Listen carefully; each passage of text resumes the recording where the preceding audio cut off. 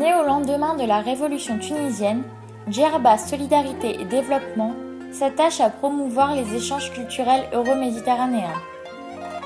Ainsi, depuis sa création, l'association multiplie les rendez-vous avec les migrants, européens résidant à Djerba ou les touristes venus du vieux continent. Tout a commencé le 26 février 2012 par une rencontre inédite avec les résidents européens de Djerba. Ils ont en commun un attachement indéfectible à ce mini Eldorado dont ils veulent préserver l'authenticité, le patrimoine environnemental et architectural unique. Leur engagement contribue à valoriser l'image de l'île et son rayonnement international.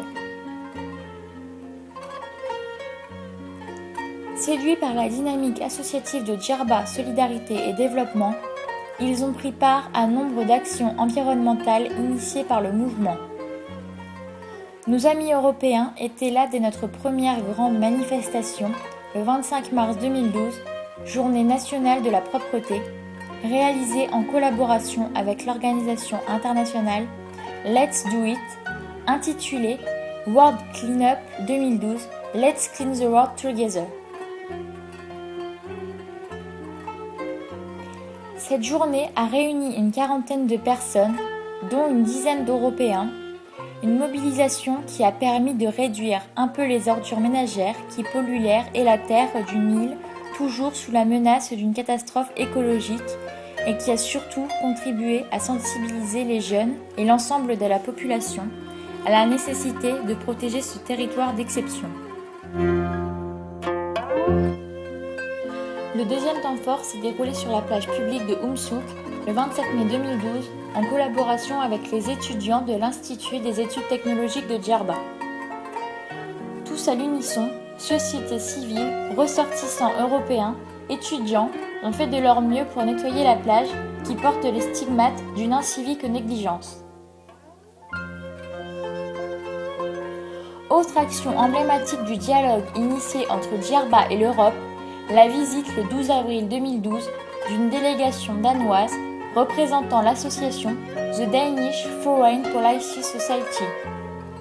Des retraités en majorité venus découvrir la culture arabo-musulmane, rencontrer les artisans du printemps arabe, mieux comprendre leurs préoccupations de tous les jours et le rôle imparti à la société civile dans la transition démocratique.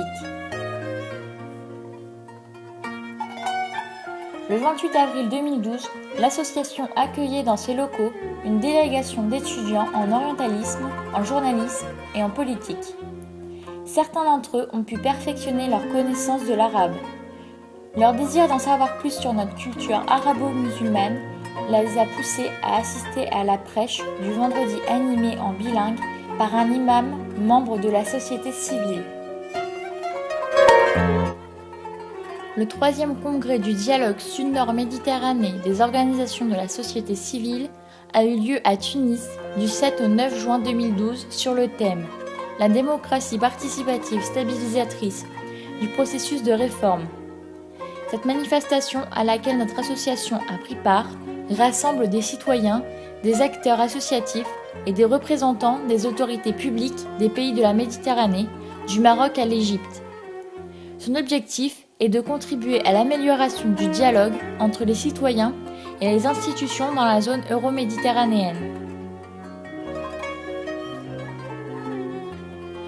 Pour donner un coup de pouce au tourisme djerbien, qui connaît un marasme aigu depuis quelques mois, l'association Djerba Solidarité et Développement a réservé le 4 mars 2013 un accueil chaleureux et fleuri à quelques 400 touristes allemands venus passer leurs vacances de printemps à Djerba.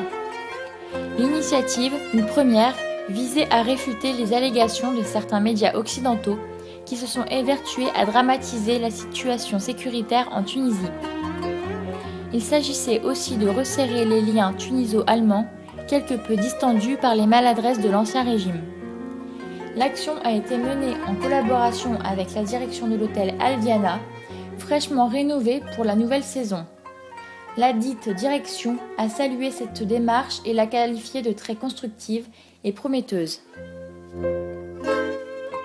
Le 13 août 2013, L'association célébrait à sa manière la Journée nationale de la femme tunisienne en la plaçant sous le signe de la convivialité et des échanges euro-méditerranéens.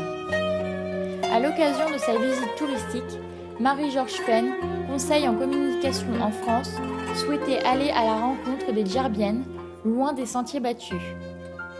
La radio libre Ulysse FM et Djerba Solidarité et Développement ont répondu à sa demande en organisant une conférence avec les femmes chefs d'entreprise à Djerba, djerbiennes d'adoption et djerbiennes de naissance. Une dizaine de femmes, autochtones et migrantes, se sont ainsi retrouvées dans les locaux de l'association. En toute liberté, elles ont exprimé ce qu'elles avaient ressenti durant la Révolution. Elles ont aussi raconté leur parcours professionnel et leur engagement entrepreneurial dans l'artisanat, la confection, les maisons d'hôtes, le prêt-à-porter, les agences de voyage et l'hôtellerie.